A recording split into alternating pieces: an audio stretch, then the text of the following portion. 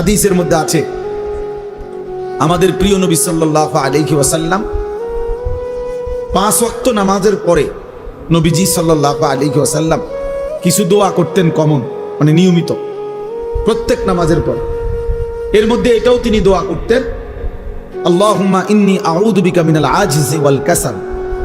আল্লাহ, আমি আপনার নিকট দুর্বলতা, অক্ষমতা এবং অলসতা থেকে পানাহ চাই। এটা নবীজি দোয়া করতেন, নবীজি এটা দোয়া করতেন।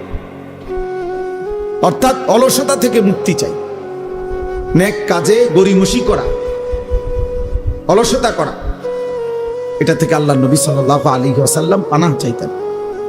কোরআন শরীফে আছে ফাইজা ফারাগতা ফানসাব। আমাদের প্রিয় নবী সাল্লাল্লাহু আলাইহি ওয়াসাল্লামকে আল্লাহ তাআলা বলছেন, আপনি যখন সারাদিন দ্বীনি কাজ করে রাত্রিবেলা অবসর হবেন, দাওয়াত, তাবলীগ, তালিম, তাজকিয়া, জিহাদ, ইমামত, কত কাজ করতেন নবীজি দিনের বেলা। পুরাটা সময় তিনি মানুষের কল্যাণে, উম্মতের ফিকিরে দ্বীনি কাজ করতেন। তো আল্লাহ তাআলা বলেন যে এই দ্বীনি কাজগুলো থেকে সারাদিন পরিশ্রম করে রাত্রিবেলা আপনি যখন ফারেগ হবেন, অবসর হবেন, তো এবার লম্বা ঘুম দিবেন এরকম না। আল্লাহ বলছে ফাংসাব, অবসর হয়ে রাত্রিবেলা তো পুনরায় আপনি আবার পুনরায় পরিশ্রম করতে শুরু করবেন। কি পরিশ্রম? তাফসীরের মধ্যে আছে পুনরায় এবার রাত্রিবেলা তাহাজ্জুদ, জিকির, তেলাওয়াত, সেজদা, দোয়া, কান্নাকাটি, এই ইবাদতের মধ্যে লেগে যায়। তাহলে নবী সাল্লাল্লাহু আলাইহি ওয়াসাল্লামকে আল্লাহ তাআলা অবসর দিলেন কোথায়? অবসর দিলেন কোথায়? অবসর কই দিলেন? কোনো অবসর নাই। সারাদিন মেহনত করার পরে আবার বলতেছেন ফাংসাব, অর্থ হলো আপনি কঠোর পরিশ্রম করবেন, আবার রাত্রে লম্বা সময় আপনি পরিশ্রম করুন। অবসর নাই। মুমিনের দুনিয়ায় কোনো অবসর হয় না। ইমানদারের জিন্দেগি, যারা আখিরাত সামনে, যারা অনেক নেকি দরকার, যে বোঝে যে আমার কবর অনেক লম্বা, হাসরের ময়দান আমার অনেক লম্বা, তার সময় খুব কম, তার সময় খুব কম। হাদিসের মধ্যে আছে এক মুমিন সামান্য সময় আল্লাহর স্মরণ থেকে সরে থাকা, ভুলে যাওয়া, এটাকে মনে করে যেন তার উপরে এক পাহাড় ভাঙ্গা পড়ছে। আর এক নাফরমান বড় থেকে বড় কোনো পাপ করা, এটাকে মনে করে যেন এক সামান্য পিঁপড়া তারে কামড় দিয়েছে। অর্থাৎ সেটাকে কিছুই মনে করে না। কিন্তু এক ইমানদার সামান্য একটু ভুলকেও অনেক বড় কিছু মনে করে, অনেক বড় মুসিবত মনে করে। এই জন্য প্রিয় ভাই, বাবা, আমার জন্য, আপনার জন্য এটা একটা জরুরি বিষয়। ইবাদতে অলসতা, এ মন চায় না, ভাল লাগে না, আচ্ছা জান না আইতে আছে, আচ্ছা করবো আর কি, আচ্ছা সময় আছে তো, এরকম শুরু করছেন না। এই এক ধরনের অবহেলা, অলসতা, এটা অনেক বড় লানত, অনেক বড় অভিশাপ। কর্মের উদ্দীপনা না থাকা, মেহনতের একটা জজবা না থাকা, হৃদয়ের মধ্যে কোনো আখিরাতের প্রেরণা না থাকা, এটা লানত। লানত, এটা অভিশাপ, এটা অভিশাপ যে আল্লাহ তাআলা দিল মুর্দা বানায় দিছে। ওই দিলের মধ্যে আর আখিরাতের কোনো প্রেরণা জাগে না, ইবাদতের কোনো প্রেরণা জাগে না। কোরআন শরীফে আছে হযরত মুসা আলাইহিস সালাম এবং ওনার ভাই হারুন আলাইহিস সালাম, ওনারা দুইজনই নবী ছিলেন এবং দুইজনকে আল্লাহ তাআলা একসাথে নবী বানাইছে। এই দুইজনকেই আল্লাহ বলছেন ফেরাউনের কাছে আমার দ্বীনের দাওয়াত, কালেমার দাওয়াত নিয়ে যাও। তো এটা যে বলছে, এইখানে আল্লাহ একটা কথা বলছে ওনাকে, ইযহাবা ইলা ফিরআউন, তোমরা দুইজন ফেরাউনের কাছে যাও, ওয়ালা তানিয়া ফি যিকরি। এইটার অর্থ হইল সাবধান, শুনে রাখো, নবীদেরকে বলতেছে আমি আল্লাহর স্মরণ, আমার জিকির করতে অলসতা করো না, অলসতা করবা না আমার স্মরণে, আমার ইবাদত। অর্থাৎ একবার বলছি, দুইবার বলছি, 10 বার বলছি, 50 বার বলছি, শুনে না, হ্যাঁ আর হইতো না, আরে বাদ দাও তার কথা, অসিব্য, এটা হইতো না, না। আল্লাহ বলছে সাবধান, এইটা বলা যাবে না, কোনো রকমের অলসতা করা যাবে না, অলসতা করা যাবে না, বরং বলতেই থাকো, বলতেই থাকো, বলতেই থাকো, আল্লাহর বান্দাকে বলতেই থাকো, বলতেই থাকো। এই জন্য দোস্ত, অলসতা, অবহেলা অনেক বড় অভিশাপ। কোরআনুল কারীমে আছে আল্লাহ তাআলা আমাদের নবী সাল্লাল্লাহু আলাইহি ওয়াসাল্লামকে বলছেন, নবীজিকে বলছেন সরাসরি, ওয়ালা তাকুম মিনাল গাফিলিন, প্রিয় বন্ধু আমার, আপনি গাফেলদের অন্তর্ভুক্ত হবেন না। এইমাত্র মাওলানা বলতেছিল এই আয়াত যে আল্লাহ তাআলা বলছে 3 শ্রেণীর মানুষকে অনুসরণ করবেন না। আমি উযু করতে করতে কদ্দুর শুনছি, আমার এটা তবিয়ত, আলহামদুলিল্লাহ, চেষ্টা করি যে তোমার লোক কথাও কইছি, হে কি কইছে এটাও শুনছি। সেটা বলছে, ওয়ালা তুতি' মান আগফালনা কলবাহু আন যিকরিনা ওয়াত্তাবা'a হাওয়াহু ওয়া কানা আমরুহু ফুরতা। সূরা কাহফের আয়াত। আল্লাহ তাআলা বলেন, হে নবী, 3টি বদ অভ্যাস যার, আপনি তার অনুসরণ করবেন না, তার সাথে চলবেন না, তার সঙ্গী হবেন না, এই ফালতু লোক। 1 নাম্বার হলো যার অন্তর আমি আল্লাহর স্মরণ থেকে গাফেল। 3 ঘন্টা তার লগে চললেন, 8 ঘন্টা তার লগে একসাথে উঠা বসা করলেন, নাফরমানের মুখ দিয়ে একটা বার আল্লাহর নাম আসলো না, একটা ফালতু লোক, একদম ফালতু। লাখ লাখ যুবক তোদেরকে শেষ করে দিয়েছেন এটা, ওই অসভ্য বন্ধু নামের শয়তান। 10 ঘন্টা যে নাফরমানের সাথে চলার পরেও ওই হাইওয়ানের মুখ দিয়ে একটা বার আল্লাহর নাম বলে। এরই মাঝে জোহরের আজান চলে গেছে, আসরের আজান চলে গেছে, মাগরিবের আজান হয়ে গেছে, এশার আজান হয়ে গেছে। বেঈমান একটাবার বলেও না, কিরে তুইও মুসলমান আমিও মুসলমান, নামাজ পড়তি না? এত বড় অসভ্যের সাথে চলতে নাই, এত বড় অসভ্যের সাথে চলতে নাই। যার অন্তর আল্লাহর স্মরণ থেকে গাফিল, যার কলিজায় আল্লাহর স্মরণ আছে, তার জবান দিয়া এমনিতেই আল্লাহর নাম বলে। আমাদের খতিব সাহেব বর্তমান জাতীয় মসজিদ বাইতুল মুকাররমের যিনি খতিব, সারা পৃথিবী বিখ্যাত আলেম। ওই আমরা তো যারা ওয়াইজ বক্তা, তারা তো মানছে এগুলার রেডিমেড টাইটেল বানায়, আন্তর্জাতিক খ্যাতি সম্পন্ন মুফাসসিরে কোরআন, যমুনা ব্রিজ, তারপরে বৈরবের ফুল, সিমেন্টের বস্তা, কইতে কইতে হুজুর কই, বক্তা কই, টাইটেল কই, পুরে গেছে সোজা কথা। এগুলো অধিকাংশই ধোঁকা, কিন্তু উনি বাস্তবিক অর্থেই পৃথিবী বিখ্যাত আলেম। আমার বাংলাদেশ ওনাকে যে পরিমাণ চিনে, বিশ্বাস করেন গোটা আরব তার চাইতে 100 গুণ বেশি ওনাকে চিনে। উনি আরবের সমস্ত আলেমদের কাছে সমাদৃত একজন আলেম।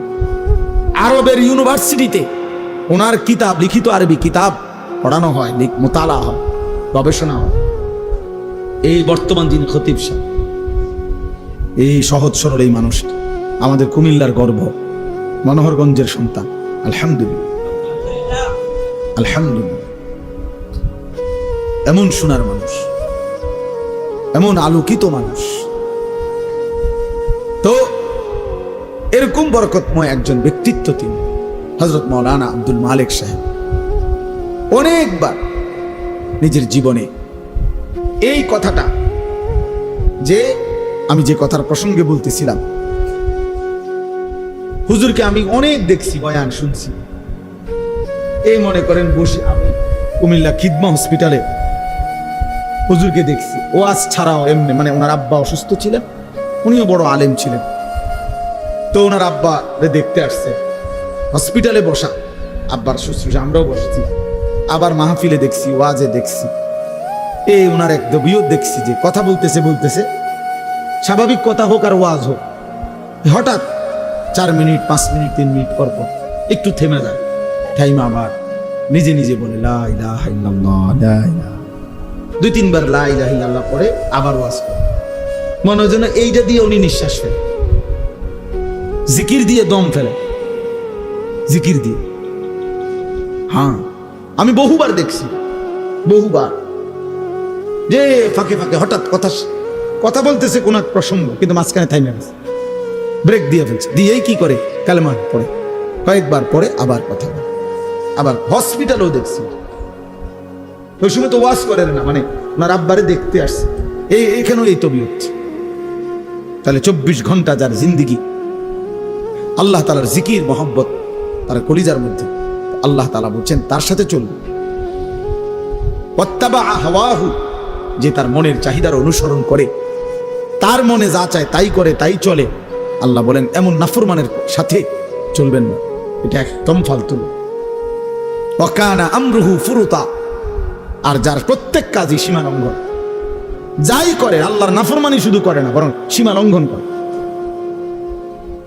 চুরি, ডাকাতি, সিনা, ব্যভিচার, মদ, জুয়া, সুদ, ঘুষ, হারামের উপরে অহংকার করে, সীমা লঙ্ঘন করে, অতিরঞ্জিত করে। কোন রকমের লজ্জা শরমের বালাই নাই, লজ্জা শরমের বালাই নাই। আমার বাপ বহু গুনাহ, বহু পাপ তো আগে এক সময় ছিল, সব সময় ছিল, কিন্তু মানুষের মধ্যে কিছুটা লজ্জিত একটা ভাব ছিল। আজ ছেলেদের অসভ্যতা, মেয়েদের বেহায়াপনা, মনে হয় না এদের কোনো মা আছে, বাবা আছে, এদের কোনো সমাজ আছে। এরা মহল্লার কাউকে কোনো পরোয়া করে, কাউকে কোনো ন্যূনতম সম্মান করে, একটু হলেও সামান্য লজ্জিত বিব্রত হয় এমনও নাই। এমন লাখ লাখ ছেলে পেলের চলাফেরা দেখলে বুঝাই যায় তার কোনো মা নাই, বাপ নাই, পরিবার নাই, সমাজ নাই, তার কোনো আল্লাহ নাই, খোদা নাই, রাসূল নাই, কিচ্ছু নাই, কিচ্ছু নাই। এক জানোয়ারের জিন্দেগি লালন পালন করছে। নিজের মতো চুল, নিজের মতো চেহারা, নিজের মতো খায়, নিজের মতো ঘুমায়, যেখানে সেখানে পেশাব করতেছে। এটা কি রাস্তার কিনার? মানুষ দেখতেছে, কি মনে করবে? নারী দেখতেছে, ছবি দেখতেছে, মোবাইল টিপতেছে, আড্ডা দিতেছে, রাস্তার পাশে কার মেয়ে নিয়ে গল্প করতেছে, হাসি ঠাট্টা ছবি উঠাইতেছে। এদিক দিয়ে সিএনজি যায়, গাড়ি যায়, মাইক্রো যায়, মানুষ দেখে, কিন্তু বেহায়া জানোয়ারের এক বিন্দুও লজ্জিত কোনো অনুভূতিও নাই। মানুষের কাতার থেকে বের হয়ে গেছে, ইনসানের কাতার থেকে বের হয়ে গেছে, নিজেকে পশুত্বের চাইতেও নিম্ন স্তরে নিয়ে গেছে। এজন্য দোস্ত, আমি যে কথা শুরু করছিলাম, আল্লাহর কথা মনোযোগ দিয়ে শুনতে হয়। বাবাদেরকেও বলি, জুমার নামাজের ইমাম সাহেব বয়ান করে, আপনি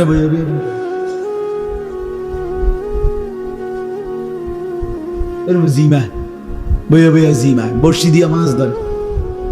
আগের দিনে যে বর্ষি দিয়া মাছ ধরতো, মাছের এটা একবার নিচের দিকে যায়, আবার ওরে এরকম বসে বসে মাছ ধরে।